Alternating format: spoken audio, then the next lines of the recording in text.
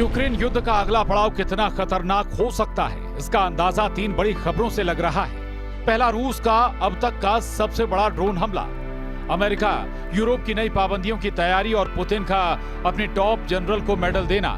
वो जनरल जिस पर इंटरनेशनल कोर्ट ने वारंट जारी कर रखा है। इस बीच अमेरिका से आई एक वार्निंग ने जेलेंस्की को बहुत ज्यादा बेचैन कर दिया है। क्या जंग के शोलों से धधकने वाला है यूरोप? क्या यूक्रेन के बाद पुतिन की रेडार पर नाटो है? क्या पुतिन ने तय कर लिया है अपना अगला टारगेट? यूक्रेन की हार का डर, यूरोप पर रूस का टेरर। यूक्रेन की जमीन पर महज चंद घंटों पहले रूस के ड्रोन कयामत बरपा चुके हैं। यूक्रेन की राजधानी कीव पर 800 से ज्यादा ड्रोन हमले किए गए। ये यूक्रेन पर हुआ अब तक का सबसे बड़ा ड्रोन हमला बताया जा रहा है। लेकिन वॉर एक्सपर्ट्स इसे रूस का बारूदी ट्रेलर मान रहे हैं, क्योंकि माना जा रहा है कि रूस के मन में यूक्रेन से आगे भी कुछ चल रहा है, कुछ ऐसा जो सिर्फ पुतिन के दिमाग की उपज है। एक ऐसा प्लान जो सिर्फ यूक्रेन की जमीन तक सीमित नहीं है, बल्कि उसके धमाकों की गूंज नाटो की सीमाओं के पार भी सुनाई देने वाली है। लेकिन क्यों और कैसे, इसे समझने के लिए आपको सबसे पहले अमेरिका के पूर्व वाइस प्रेसिडेंट माइक पेंस के उस बयान को समझना होगा, जिसमें उन्होंने एक बेहद चौंकाने वाली खबर की तरफ इशारा किया। अमेरिका के पूर्व उपराष्ट्रपति माइक पेंस ने बीबीसी को दिए इंटरव्यू में जो कहा, उसने यूरोप की सुरक्षा को लेकर नई बहस छेड़ दी। पेंस ने साफ शब्दों में चेतावनी दी कि अगर यूक्रेन रूस के सामने हार गया तो इसमें कोई शक नहीं कि अगला निशाना नाटो की सीमाएं होंगी। यानी यूक्रेन की लड़ाई केवल एक देश की जंग नहीं है, बल्कि पूरे यूरोप की सुरक्षा की जंग है। पेंस ने कहा कि पुतिन की महत्वाकांक्षाएं यूक्रेन की सरहद से कहीं आगे तक फैली हुई हैं। अगर उन्हें यहां जीत मिलती है तो रूस को और ताकतवर और ज्यादा खतरनाक बनने का मौका मिलेगा। उस स्थिति में नाटो के सदस्य देश सीधे सीधे खतरे की जद में आ जाएंगे। उनका यह भी कहना है कि अमेरिका को एक बैकस्टॉप यानी सुरक्षा की गारंटी के तौर पर खड़ा रहना होगा, जबकि यूरोपीय देशों को इस जंग का असली नेतृत्व करना होगा। उन्होंने कोएलिशन ऑफ द विलिंग की कोशिशों की सराहना की और कहा कि मजबूत सुरक्षा गारंटी ही एक जस्ट एंड लास्टिंग पीस यानी न्यायपूर्ण और स्थायी शांति का रास्ता खोल सकती है। यानी माइक पेंस की नजर में अगर आज यूक्रेन गिरा तो कल यूरोप के कई देश भी उसी आग में झुलस सकते हैं। यूक्रेन की राजधानी कीव पर 800 ड्रोन बरसाना ये महज एक हमला नहीं था, बल्कि रूस का वो इशारा था जो आने वाले वक्त का सबसे बड़ा खतरा साबित हो सकता है। पश्चिमी खेमे के रणनीतिकार साफ कह रहे हैं, ये अटैक असली युद्ध की महज झलक। ट्रेलर, असली फिल्म अभी बाकी। यानी पुतिन की सोच यूक्रेन की सीमाओं पर रुकने वाली नहीं। उनका विजन है यूरोप को सीधा डर और दहशत के साए में धकेलने का। अब जरा सोचिए, जब ड्रोन की बरसात ने एक ही रात में यूक्रेन की नींद उड़ा दी, तो अगर यही खतरनाक खेल नाटो की जमीन पर शुरू हो जाए तो हालात क्या होंगे? यही वजह है कि वॉशिंगटन से लेकर पेरिस और बर्लिन तक हलचल मची है। नई पाबंदियों की लिस्ट तैयार हो रही है। रूस की एनर्जी कंपनियों, उसके बैंकों और उसके ग्लोबल सप्लाई नेटवर्क पर सीधा वार करने की प्लानिंग चल रही है। लेकिन इतिहास गवाह है, रूस कभी भी दबाव में झुकता नहीं। और इस बार भी पुतिन ने पश्चिम की सख्ती का जवाब और भी ज्यादा सख्त अंदाज में दिया है। पुतिन ने अपने सबसे भरोसेमंद जनरल गेरासिमोव को ऑर्डर ऑफ करेज मेडल देकर दुनिया को खुला संदेश दिया है। वो जनरल जिस पर इंटरनेशनल क्रिमिनल कोर्ट ने वारंट जारी कर रखा है। यानी पुतिन ने साफ कर दिया है कि उन्हें आईसीसी की परवाह नहीं, उन्हें किसी भी वैश्विक संस्था का डर नहीं, और वो अपने युद्ध जनरलों को हीरो बनाकर पेश करेंगे। ये तस्वीर रूस की उस रणनीति की है जिसमें सैन्य ताकत के साथ साथ प्रोपेगेंडा भी शामिल है।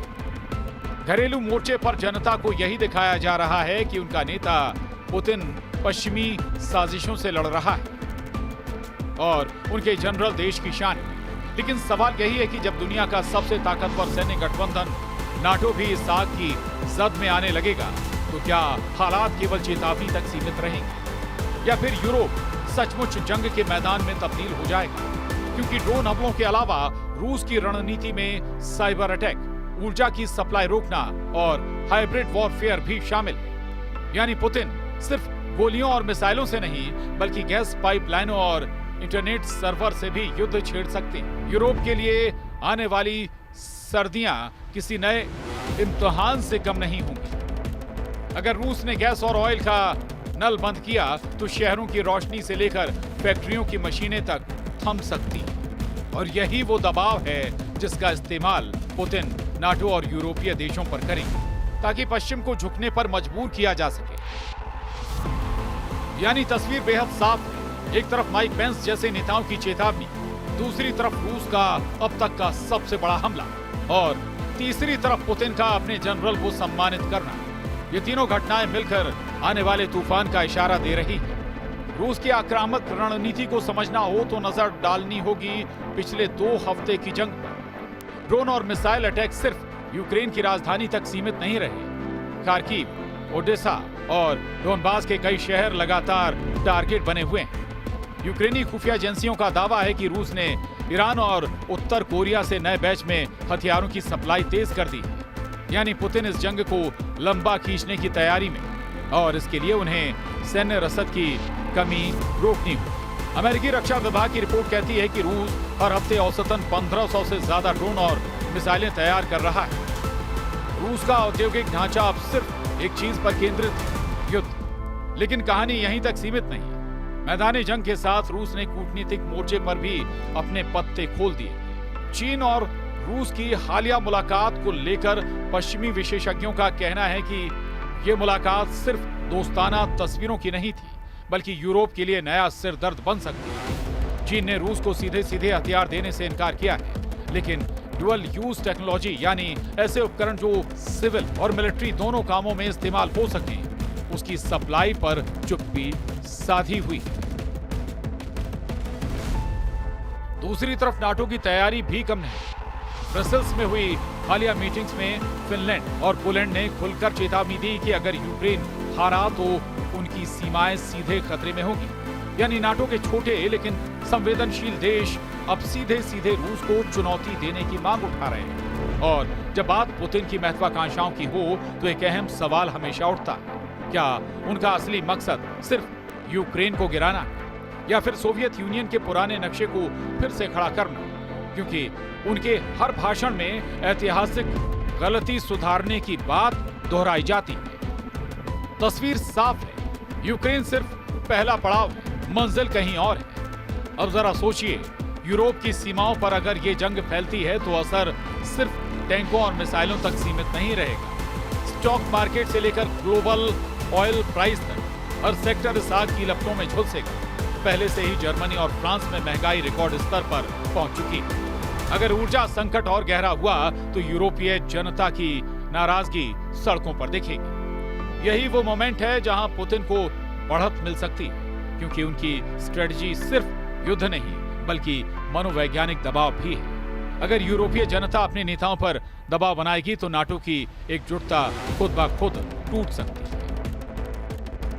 ब्रिटिश इंटेलिजेंस की रिपोर्ट के मुताबिक रूस पहले से ही सोशल मीडिया प्लेटफॉर्म पर फेक न्यूज और डिसइंफॉर्मेशन कैंपेन चला रहा है।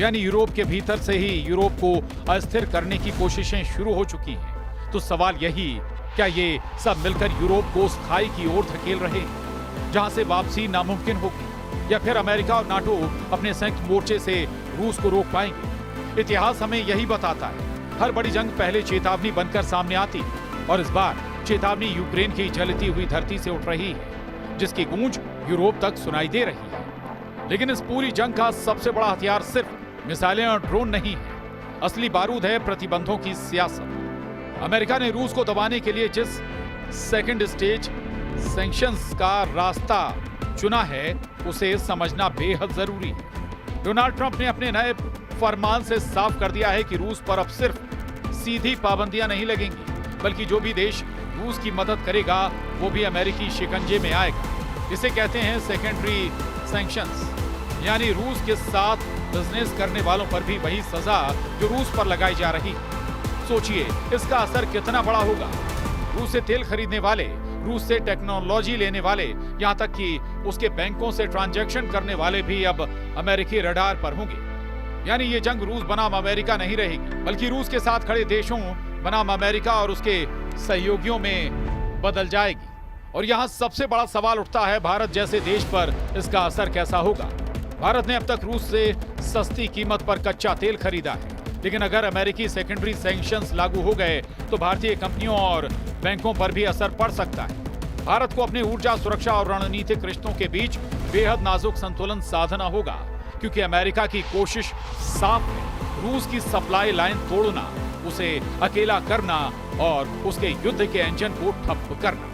लेकिन एक सच ये भी है कि रूस को कभी भी प्रतिबंधों से रोकना आसान नहीं रहा। 2014 में क्रीमिया पर कब्जे के बाद भी पुतिन पीछे नहीं हटे, बल्कि और मजबूत होकर लौटे।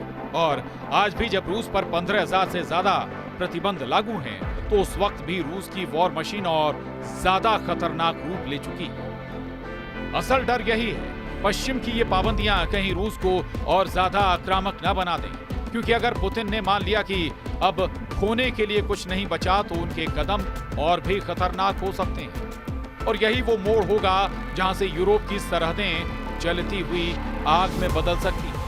और अब सोचिए, जब आसमान से ड्रोन बरस रहे हों, जब मिसाइलें शहरों को राख में बदल रही हों, जब गोलाबारी की गूंज पूरी रात गूंजती रहे, तो वही माहौल पुतिन यूरोप की दहलीज पर भी लाना चाहते हैं। हर धमाका, हर धमक यूरोप को आगाह कर रही है कि ये सिर्फ यूक्रेन की लड़ाई नहीं, ये असल में पूरे महाद्वीप पर मंडराता हुआ बारूदी बादल।